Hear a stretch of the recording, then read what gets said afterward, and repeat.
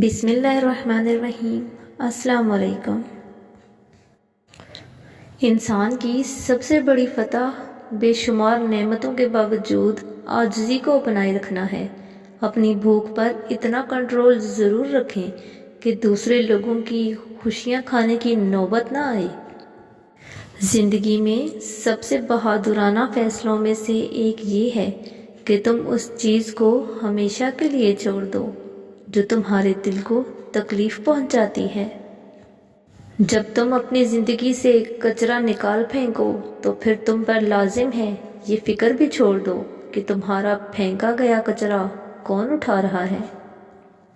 چھوٹے لوگ چھوٹی چھوٹی باتوں کو بڑا بنا کر پیش کرتے ہیں اور بڑے لوگ بڑی بڑی باتوں کو چھوٹا سمجھ کر نظر انداز کر دیتے ہیں۔ جس دروازے کی حقیقت دکھا کر اللہ اسے بند کر دے تو اسے تالا لگا دیتے ہیں، بار بار کھولنے کی کوشش نہیں کرتے، کیونکہ جتنی دفعہ تم اسے کھولنے کی کوشش کرو گے اتنی دفعہ ہی وہ تمہیں تکلیف دے گا۔ یوسف علیہ السلام جانتے تھے سارے دروازے بند ہیں، پھر بھی بند دروازے کی طرف دوڑ پڑے تھے اور خدا نے ایک ایک کر کے سارے دروازے کھول دیے۔ کبھی اگر لگے کہ تمہارے لیے بھی دروازے بند ہیں تو جان لو کہ تمہارا اور یوسف کا خدا ایک ہی ہے۔ کوئی ماضی میں واپس جا کر نئی شروعات نہیں کر سکتا، لیکن ہر کوئی آج سے آغاز کر کے ایک نیا انجام بنا سکتا ہے۔ یقین رکھو کہ صبر کے بعد تمہیں ایسی حیران کن نعمت سے نوازا جائے گا کہ تم درد تکلیف کی تلخی بھول جاؤ گے۔ زندگی بہت عجیب ہے، ہم کسی بھی چیز کے بغیر آتے ہیں، پھر ہم ہر چیز کے لیے لڑتے ہیں، پھر ہم ہر چیز چھوڑ کر بغیر کسی چیز کے رخصت ہو جاتے ہیں۔ گناہ کرنا اتنا برا نہیں ہے جتنا کہ اس گناہ کو جسٹیفائی کرنا۔ اگر غور کریں تو شیطان کی یہی غلطی تھی، اس نے گناہ کیا اور پھر اس پہ ڈٹ گیا، اسے جسٹیفائی اور ڈیفینڈ کرنے لگا۔ اسے گناہ کرنے کی نہیں، اس کا دفاع کرنے کی سزا ملی تھی۔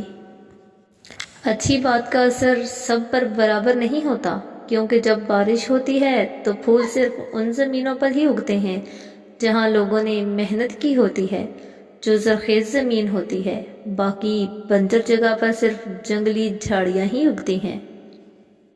کچھ لوگوں کو ہم عزت دینا چاہتے ہیں مگر وہ اپنے رویے سے ثابت کر دیتے ہیں کہ انہیں اس کی ضرورت نہیں۔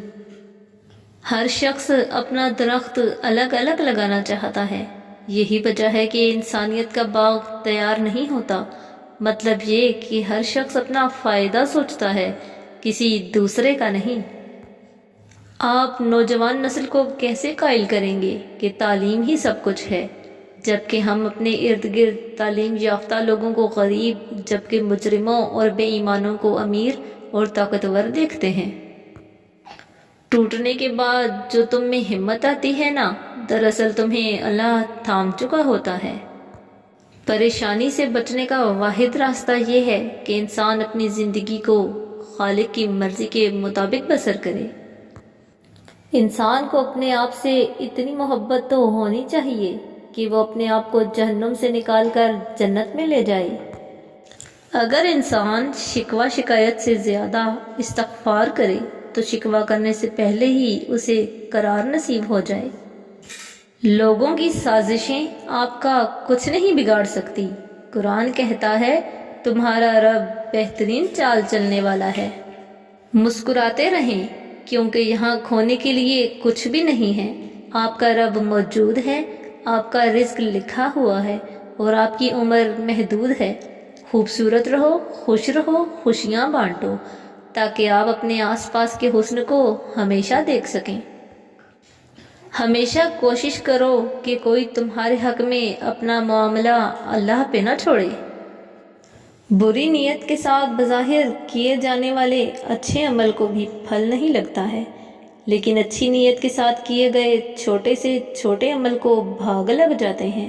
یہ ہماری کھوٹی کھری نیت ہی تو ہوتی ہے جو انجام بد اور انجام خیر کا باعث بنتی ہے۔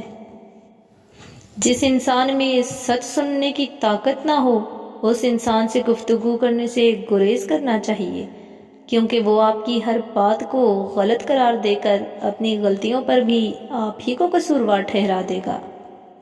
دنیا کو دھوکے کا گھر اس لیے کہا جاتا ہے کہ یہاں پر حقیقتیں الٹی نظر آتی ہیں۔ زندگی آئس کریم کی طرح ہے، ٹیسٹ کرو یا ویسٹ کرو، پگھل تو رہی ہے، اس لیے زندگی کو ٹیسٹ کرنا سیکھو، ویسٹ تو ہو ہی رہی ہے۔ زندگی میں بہت ساری باتیں خلاف توقع ہوتی رہتی ہیں اور ہمیں ناقابل برداشت بھی لگتی ہیں، مگر بہرحال انہیں سننا ہی پڑتا ہے، یہی زندگی ہے۔